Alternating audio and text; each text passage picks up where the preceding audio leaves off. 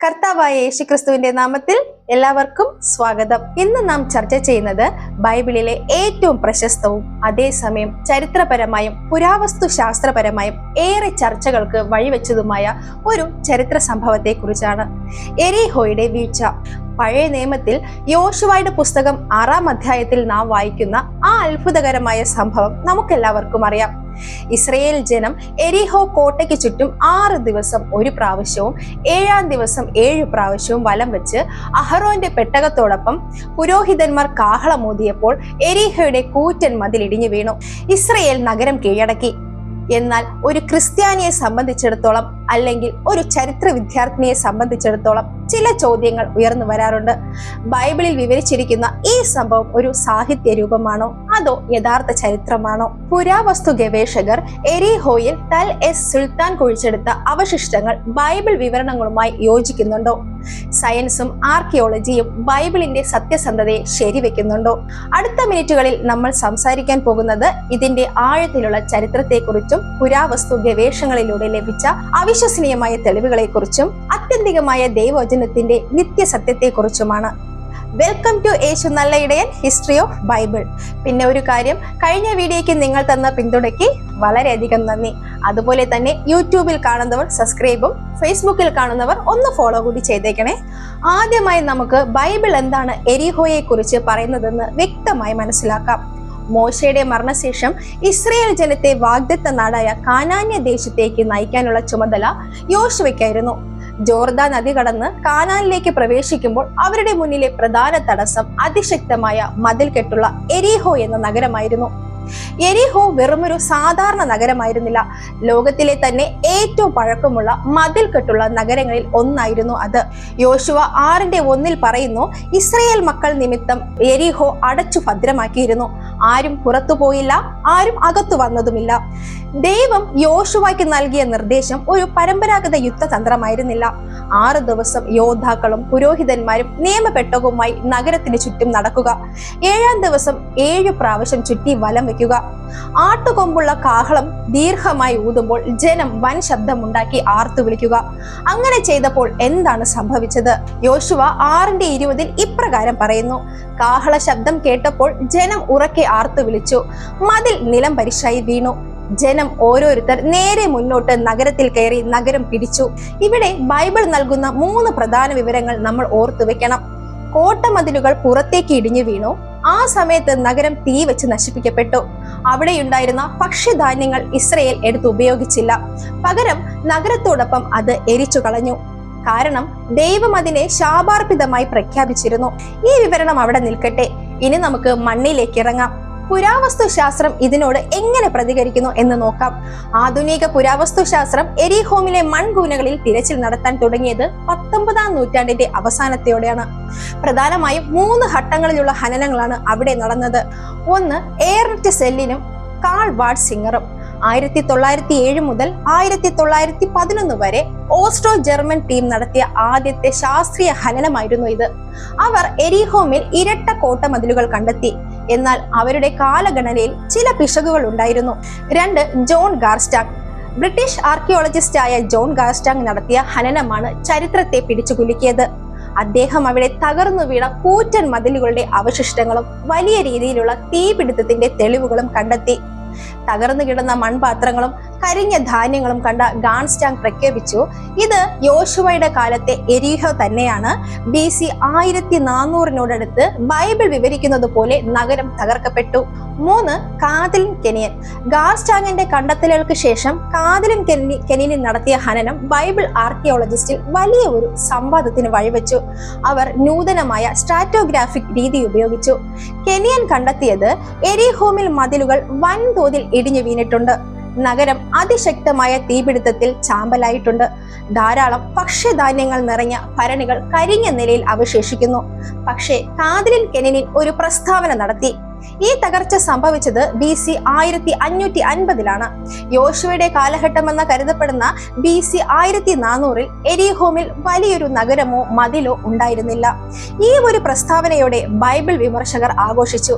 ബൈബിളിലെ എരീഹോ കഥ വെറും ഒരു മിഥ്യയാണ് എന്നവർ പ്രചരിപ്പിച്ചു. എന്നാൽ കഥ അവിടെ തീരുന്നില്ല.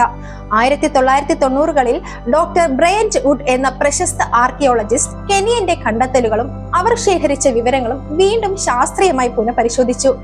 കെനിയൻ വരുത്തിയ വലിയ തെറ്റുകൾ അദ്ദേഹം ചൂണ്ടിക്കാണിച്ചു. ഒന്ന്, കളിമൺ പാത്രങ്ങളുടെ തരം. കെനിയൻ തന്റെ നിഗമനത്തിലെത്തിയത് വില കൂടിയ വിദേശ നിർമ്മിത പാത്രങ്ങളുടെ അഭാവം ചൂണ്ടിക്കാണിച്ചാണ്. എന്നാൽ ലോക്കലായി ഉണ്ടാക്കിയ തദ്ദേശ കളിമൺ പാത്രങ്ങൾ അവർ ശ്രദ്ധിച്ചില്ല. ബ്രയന്റ് വുഡ് ഈ പാത്രങ്ങൾ വിശകലനം ചെയ്തപ്പോൾ അവ വ്യക്തമായും BC 1400-ലേതാണെന്ന് തെളിഞ്ഞു. 2, കോട്ടമതിലുകൾ ഇടിഞ്ഞു വീണ രീതി. പുരാവസ്തു തെളിവുകൾ പ്രകാരം എരീഹോയ്ക്ക് ഒരു താഴത്തെ മതിലും അതിനു മുകളിൽ ഒരു ഇഷ്ടിക മതിലും ഉണ്ടായിരുന്നു. ഈ ഇഷ്ടിക മതിൽ പുറത്തേക്ക് ഇടിഞ്ഞു താഴേക്ക് വീഴുകയും അത് കടന്നു പോകാൻ ഒരു ഏണി പോലുള്ള ചരിവായി മാറുകയും ചെയ്തു. യോശുവ 6:20 പറയുന്നത് മതിൽ നിലപരിശായി വീണു, ജനം നേരെ മുന്നോട്ട് കയറി എന്നാണ്. കൃത്യമായി ആ ആർക്കിയോളജിക്കൽ ചിത്രമാണ് അവിടെ കണ്ടത്.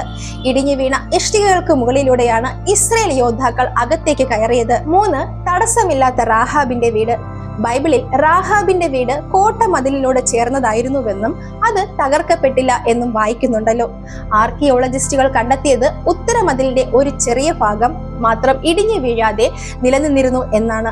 ആ മതിലിനു മുകളിൽ വീടുകൾ പണിതിരുന്നതിന്റെ തെളിവുകളും ലഭിച്ചു. എരീഹോയിൽ ഖനനത്തിൽ ലഭിച്ച ഏറ്റവും അവിശ്വസനീയമായ മറ്റൊരു തെളിവ് ധാന്യങ്ങൾ നിറച്ച ഭരണികളാണ്. പഴയകാലത്ത് ഒരു നഗരം ഉപരോധിക്കുമ്പോൾ യുദ്ധം മാസങ്ങളോ വർഷങ്ങളോ നീണ്ടു നിൽക്കും. അതിനിടയിൽ നഗരത്തിനുള്ളിലെ ആഹാരം മുഴുവൻ ജനങ്ങൾ കഴിച്ചു തീർക്കും. നഗരം കീഴടക്കി കഴിഞ്ഞാൽ ജയിക്കുന്ന സൈന്യം ബാക്കിയുള്ള ധാന്യങ്ങളും സമ്പത്തും കൊള്ളയടിച്ചു കൊണ്ടുപോകും. എന്നാൽ എരീഹോയിൽ കണ്ടത് എന്താണ്? ഭരണികൾ മുഴുവൻ ധാന്യങ്ങളാൽ നിറഞ്ഞിരിക്കുന്നു. അതായത് ഉപരോധം വളരെ കുറച്ചു മാസങ്ങൾ മാത്രമേ നീണ്ടു നിന്നുള്ളൂ. ബൈബിൾ പറയുന്നത് 7 ദിവസം എന്നാണ്. നഗരം പിടിച്ചടക്കിയവർ ഈ ധാന്യങ്ങൾ തൊട്ടില്ല. അത് കരിഞ്ഞ നിലയിൽ അവിടെ തന്നെ അവശേഷിച്ചു. എന്തുകൊണ്ട് ഇസ്രയേലിയർ ആ ധാന്യങ്ങൾ കൊള്ളയടിച്ചില്ല? യോശുവ 6:17-18 വചനം ഓർക്കുക. ഈ നഗരവും അതിലുള്ളതൊക്കെയും യഹോവയ്ക്ക് ശാപാർപ്പിതമാകുന്നു. ശാപാർപ്പിതമായതിനാൽ വല്ലതും എടുക്കാതിരിപ്പാൻ സൂക്ഷിച്ചുകൊള്ളുവിൻ. ദൈവം വിലക്കിയതുകൊണ്ട് ഇസ്രയേലിയർ അത് തൊട്ടില്ല. നഗരത്തോടൊപ്പം എരിച്ചു കളഞ്ഞു. ആ മൺപാത്രങ്ങളിലെ കരിഞ്ഞ ഗോതമ്പ് മണികൾ ഇന്ന് ലണ്ടൻ മ്യൂസിയത്തിലും മറ്റ് ഗവേഷണ കേന്ദ്രങ്ങളിലും ദൈവവചനത്തിന്റെ നിശബ്ദ സാക്ഷികളായി ഇരിപ്പുണ്ട്. ഇനി നമുക്ക് സാങ്കേതിക തെളിവുകളിലേക്ക് വരാം. 1, ഭൂകമ്പത്തിന്റെ സാന്നിധ്യം. എരീഹോ സ്ഥിതി ചെയ്യുന്നത് ജോർദാൻ റിഫ്റ്റ് വാലിയിലാണ്. ചരിത്രപരമായി ഭൂകമ്പ സാധ്യതയുള്ള പ്രദേശം. ആർക്കിയോളജിക്കൽ സ്ട്രക്ചർ പരിശോധിച്ചപ്പോൾ മതിലുകൾ ഇടിഞ്ഞു വീണത് ഒരു വൻ ഭൂകമ്പം മൂലമാണതിന്റെ തെളിവുകൾ ലഭിച്ചു. ദൈവം തന്റെ അത്ഭുതം പ്രവർത്തിക്കാൻ പ്രകൃതി ശക്തികളെ ഉപയോഗിച്ചു എന്ന് ബൈബിൾ സത്യത്തോട് ഇത് പൂർണ്ണമായി യോജിക്കുന്നു. 2, കാർബൺ 14 ഡേറ്റിംഗ്. അടുത്തിടെ നടന്നിട്ടുള്ള റേഡിയോ കാർബൺ ഡേറ്റിംഗ് പരിശോധനകൾ ഈ സംഭവത്തിന്റെ കാലഹനനം BC 1400-നോടടുത്ത് 15-ാം നൂറ്റാണ്ട് BC തന്നെയെന്ന് സ്ഥിരീകരിച്ചിരുന്നു. ഇത് ബൈബിളിലെ പുറപ്പാടിന്റെയും കാനാൻ അധിനിവേശത്തിന്റെയും പരമ്പരാഗതമായ കാലഗണനയുമായി കൃത്യമായി ഒത്തുപോകുന്നു.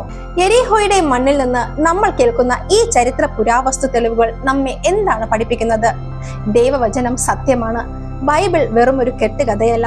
അത് ചരിത്രത്തിന്റെ താളുകളിൽ, ഭൂമിയുടെ അടിത്തട്ടുകളിൽ തെളിവുകളുള്ള ദൈവത്തിന്റെ ജീവനുള്ള വചനമാണ്. മനുഷ്യന്റെ സംശയങ്ങൾക്കും വിമർശനങ്ങൾക്കും മുകളിലാണ് ദൈവവചനത്തിന്റെ അടിത്തറ. വിശ്വാസത്തിന്റെ ജയം. എബ്രായർ 11:30 പറയുന്നു, വിശ്വാസത്താൽ 7 ദിവസം ചുറ്റിയപ്പോൾ എരീഹോ മതിൽ ഇടിഞ്ഞു വീണു. ഇസ്രയേൽ ജനം വാളോ കുന്തമോ കൊണ്ടല്ല എരീഹോ കീഴടക്കിയത്. ദൈവത്തിലുള്ള പൂർണ്ണമായ വിശ്വാസവും അനുസരണയും കൊണ്ടാണ്. ലോകപ്രകാരമുള്ള ശക്തിയോ വലിയ കോട്ടകളോ ദൈവത്തിന്റെ പദ്ധതിക്ക് മുൻപിൽ നിൽക്കില്ല. നിങ്ങളുടെ ജീവിതത്തിലും ഇടിഞ്ഞു വീഴില്ല എന്ന് കരുതുന്ന വലിയ എരീഹോ കോട്ടകളുണ്ടോ? സാമ്പത്തിക തകർച്ചയോ രോഗങ്ങളോ പ്രതികൂലങ്ങളോ ആകട്ടെ, ദൈവവചനം അനുസരിച്ച് മുന്നോട്ട് പോയാൽ ആ മതിലുകൾ തകർന്നു വീഴും. ഇന്ന് നമ്മൾ കണ്ടതുപോലെ എരീഹോ എന്ന നഗരത്തിന്റെ മൺകൂനകളിൽ കിടക്കുന്ന ഓരോ കല്ലുകളും കരിഞ്ഞ ധാന്യമണികളും ഉറക്കെ പ്രഘോഷിക്കുന്നത് ഒന്ന് മാത്രമാണ്: ദൈവത്തിന്റെ വചനം എന്നേക്കും സത്യമാകുന്നു. മനുഷ്യന്റെ കണ്ടെത്തലുകൾ മാറിയേക്കാം, എന്നാൽ യഹോവയായ ദൈവത്തിന്റെ വചനം ഒരു നാളും മാറിപ്പോകില്ല. ബൈബിൾ ചരിത്രപരമായും ആത്മീയമായും പൂർണ്ണ വിശ്വാസയോഗ്യമാണ്. ഈ വീഡിയോ നിങ്ങൾക്ക് അനുഗ്രഹമായെങ്കിൽ തീർച്ചയായും നിങ്ങളുടെ സുഹൃത്തുക്കൾക്ക് പങ്കുവയ്ക്കുക. ചാനൽ സബ്സ്ക്രൈബ് ചെയ്യുക. നിങ്ങളുടെ അഭിപ്രായങ്ങൾ താഴെ കമന്റിൽ അറിയിക്കുക. ദൈവം നിങ്ങളെ എല്ലാവരെയും സമൃദ്ധമായി അനുഗ്രഹിക്കട്ടെ. ആമേൻ.